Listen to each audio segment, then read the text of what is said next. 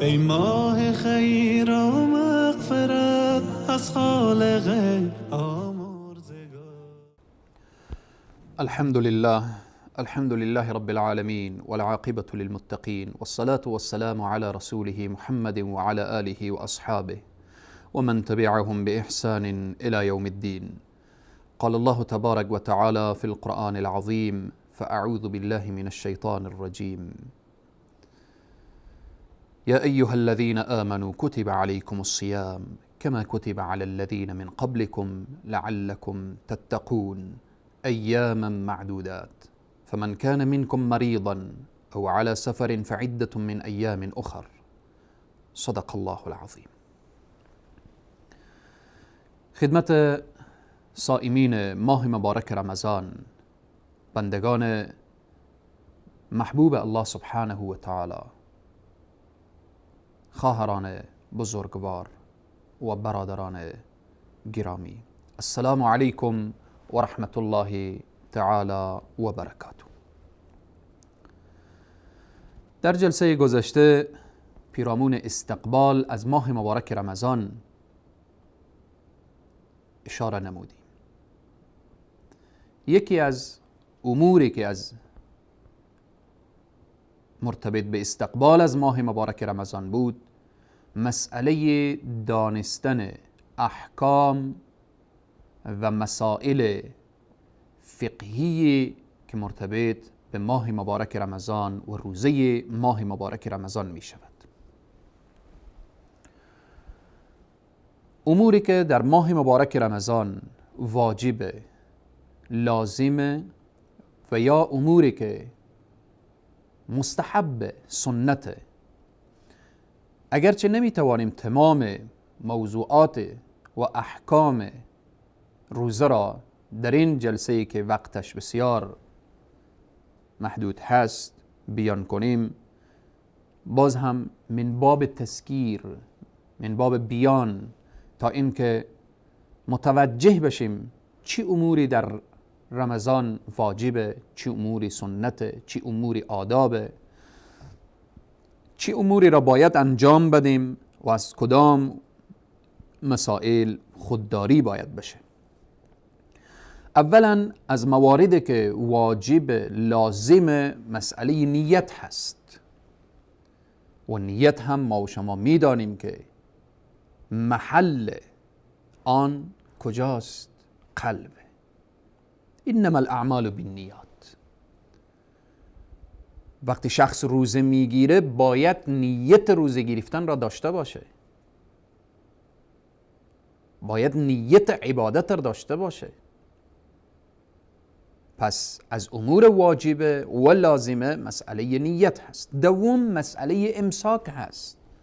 واجبه، لازمه، ضروریه مسئله امساک، یعنی بازداشتن نفس خود را از خوردن و نوشیدن و از مسائل جنسی که مسئله جماع هست.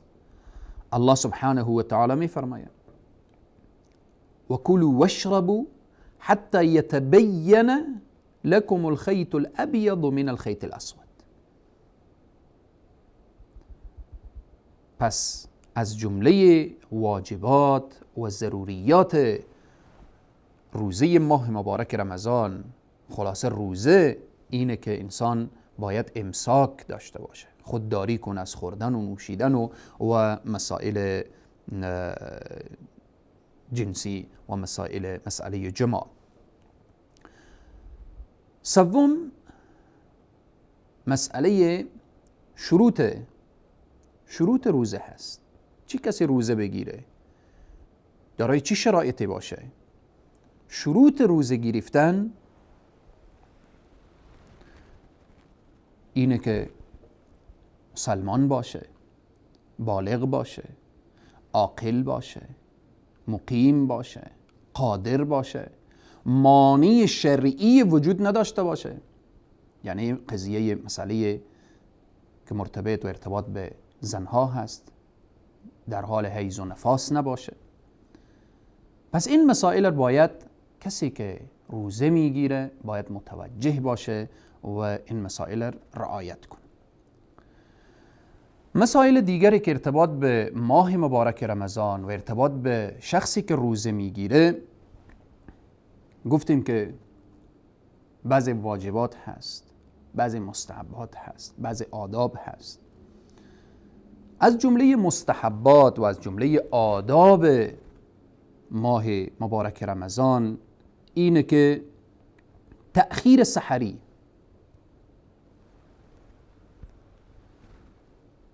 رسول اکرم صلی الله علیه و سلم میفرمایند تسحروا فإن فی السحور برکه. شما سحری داشته باشید چون در سحر برکت هست. بعضی انسان ها به خاطر که خواب دارن سحر بیدار نمیشن. بعضی انسان ها به خاطر این که میگن من چیزی نمیخورم چرا بیدار بشم، ولو که جرعه آبی باشه، برخیز جرعه آبی بنوش، از او لحظاتی که و از او برکاتی که الله در سحر گذاشته مستفید میشی. اشتها هم نداری، برخیز. نمیتوانی، بالاخره خسته و مونده و زله هستید، ولو که به جرعه آبی، به نوشیدن جرعه شیری، برخیز. پس از جمله آداب و مستحبات مسئله تأخیر در سحری هست. مسئله تعجیل در افطار. سحر را تأخیر کن. رسول اکرم صلی الله علیه و سلم بعد از سحری وقتی که نماز میخواندن، 2 رکعت نماز میخواندن و در او 50 آیه قرآن تلاوت میشد، نماز صبح میشد.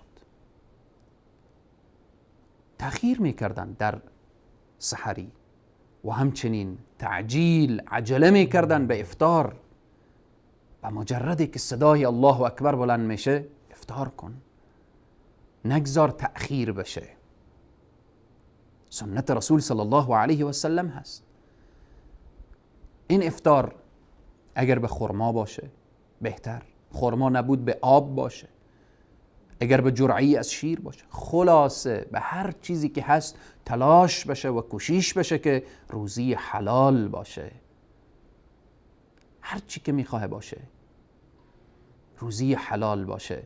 همچنین از جمله آداب و سنن و مستحبات ماه مبارک رمضان استعمال مسواک هست. بعضی در ماه مبارک رمضان خودداری میکنن از مسواک. بناهن باید استفاده بشه. رسول اکرم صلی الله علیه و سلم میفرمایند لأن السواک مطهرة للفم مرضاة للرب. دهان را پاک میکنه و رضایت الله سبحانه و تعالی به دست میآید. و همچنین از جمله آداب و مستحبات مسئله مسابقه در کارهای خیر هست. فاستبقوا الخیرات، به کارهای خیر باید سبقت گرفته بشه. کمک به فقرا و مستضعفین، به بینوایان، در مسائل عبادی، به نماز، به دعا، به تلاوت، به اینا همه باید. مسائل صله رحم، جود و بخشندگی، اینها جز آداب، جز سنن، جز مستحبات ماه مبارک رمضان هست. دعای وقت افطار، وقتی که افطار میکنید میخواهید که جرعه آب را بنوشید، این دعا را بخوان: ذهب الظمأ وابتلت العروق وثبت الأجر إن شاء الله. الله اکبر. چه لحظاتی است! این حلقومی که از ابتدای روز چیزی نخورده و ننوشیده و این لبهای خشکیده‌ای که به فرمان الله خشک شده و این رنگ پریده، چی لحظه است که تشنگی را دور می سازه. وقت افطار رگهای وجود را تازه می سازه و او اجر و پاداشی که الله وعده کرده او را ثابت نگه می‌داره.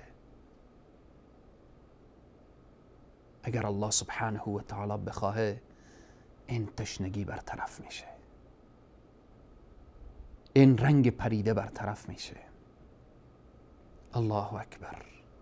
پس این دعا را فراموش نکنید. ذهب الظمأ وابتلت العروق و ثبت الاجر ان شاء الله. همچنین از جمله آداب و سنن ماه مبارک رمضان نماز تراویح هست، قیام اللیل هست، نماز تهجد هست. و همچنین از آداب و سنن ماه مبارک رمضان اینه که انسان در رمضان نباید زیاد پرخوری داشته باشه. هدف روزه اینه که انسان طعم گرسنگی بچشه تا از حال فقرا و مستضعفین واقف بشه. و همچنین از جمله آداب و سنن ماه مبارک رمضان اینه که اذکار صبح و شام خوانده بشه تا این نفس عادت بکنه که غیر از ماه مبارک رمضان هم اذکار صبح و شام بخوانید و به او مداومت داشته باشید. از جمله آداب و سنن ماه مبارک رمضان تلاوت قرآن هست در شبهای ماه مبارک رمضان. و همچنین از جمله آداب و سنن اینه که به جلسات قرآنی حضور پیدا کن، با آیات قرآن تفکر و تدبر داشته باش و خود را آشنا به معانی قرآن بساز، چون رمضان ماه قرآن هست، ماه نزول قرآن هست، ماه بهار قرآن هست. همچنین از جمله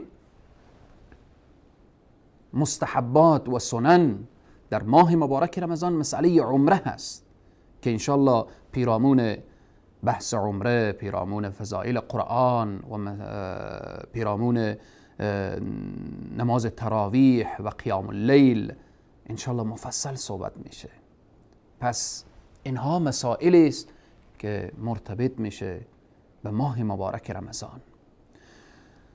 از جمله موضوعاتی که انسان باید خودداری بکنه در ماه مبارک رمضان، از اموری که روزه ما را خدشه‌دار میسازه، شاید خیلی از مسائل پیش بیایه که به سرحدی برسه که روزه ما را فاسد بکنه و روزه ما را از او کیفیت و از اون معنویتی که الله سبحانه و تعالی در او گذاشته شاید کم و کاسته بشه. پس باید از این امور خودداری بشه. کدام امور؟ در ماه مبارک رمضان خیلی باید متوجه باشید. وقتی روزه دارید، دیدن فیلم های مبتذل همیشه گناه است، در هر وقت سال دیدنش گناه است. اما در ماه مبارک رمضان متوجه باشید که اجر و ثواب از روزه کم میکنه. متوجه باشید که از این مسائل خودداری بشه و مسائلی که انسان باید خود را دور بسازه در ماه مبارک رمضان مسئله استمناء هست و مسائلی که حتی شریعت مقدس اسلام برایش حلال کرده اما در وقتی که روزه داره باید خودداری بکنه. بازی با همسر خود، مسئله بوسه زدن همسر خود اگرچه اشکالی نداره، اما اگر میدانستید و با نفس خود اطمینان نداشتید که شاید این بوسه زدن و این بازی شاید سرانجام به مسائل بزرگتر کشانده بشه، باید انسان خودداری بکنه. از جمله مسائلی که باید متوجه باشه شخص، قی عمدی، اگر عمدن کسی قی میکنه روزش فاسد میشه، از بین میره. اینها را باید یک شخص روزدار بفهمه و بدانه. همچنین یک شخص روزدار باید متوجه باشه که اگر کسی در ماه مبارک رمضان برایش حرف نادرست میگه، یعنی حرف زشت میگه، او باید در جواب بگه اینی صائم، من روزدار هستم. و همچنین از مسائلی که باید شخص خودداری بکنه همیشه، خصوصا در ماه مبارک رمضان، کسانی که معتاد به سیگار هستن، سیگار میکشن، اینها باید متوجه باشن، سیگار را ترک بکنن، خصوصا و بالاخص وقت افطار و وقت سحر. ماه مبارک رمضان آمده تا ما را مزین بسازه با لباس تقوا و خداجویی و امراضی که در وجود ما هست دور بسازه و اعمال زشتی که در زندگی ما هست دور بسازه. پس انسان باید خودداری بکنه. و همچنین شخص در ماه مبارک رمضان این را متوجه باشه چی میبینه، چی میگویه و چی میشنود. خیلی مهمه خواهر مسلمان، برادر مسلمان، در ماه مبارک رمضان وقتی چیزی را میبینی متوجه باش که در ذهنت بیایه اینی صائم.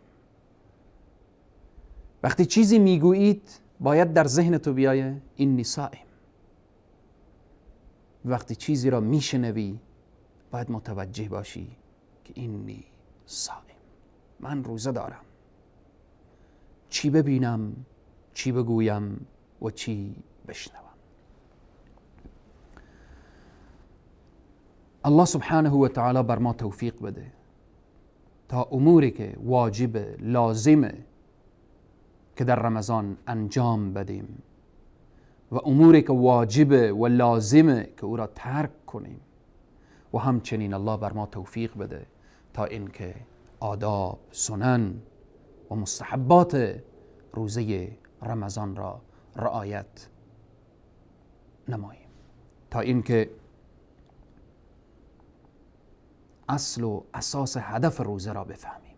روزه نیامده تا ما را لاغر کنه، روزه نیامده تا اینکه ما را ضعیف کنه، روزه نیامده تا اینکه انتقام بگیره.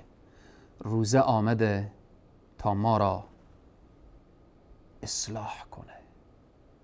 نفسی که در 11 ماه رفته طرف طغیان و سرکشی میخواه این را مهار کنه، میخواه که دست من و تو را این مهمان عزیز و دوست داشتنی ماه مبارک رمضان بگیره و به طرف فوز و فلاح و رستگاری سوق بده. الله سبحانه و تعالی بر همه ما توفیق بده تا اینکه از این دروس ماه مبارک رمضان درست و صحیح استفاده نماییم و در زندگی خود تطبیق بدیم. تا برنامه بعد همه شما عزیزان و بزرگواران را به خداوند کریم و رحیم می سپارم. و السلام علیکم و رحمت الله تعالی و برکاته. رمضان یا رمضان، رمضان یا رمضان، رمضان یا رمضان، رمضان یا رمضان. ای رحمت پروردگار، ای بر خزان دل بهار، ای ماه خیر و مغفرت از خالق آمرزگار.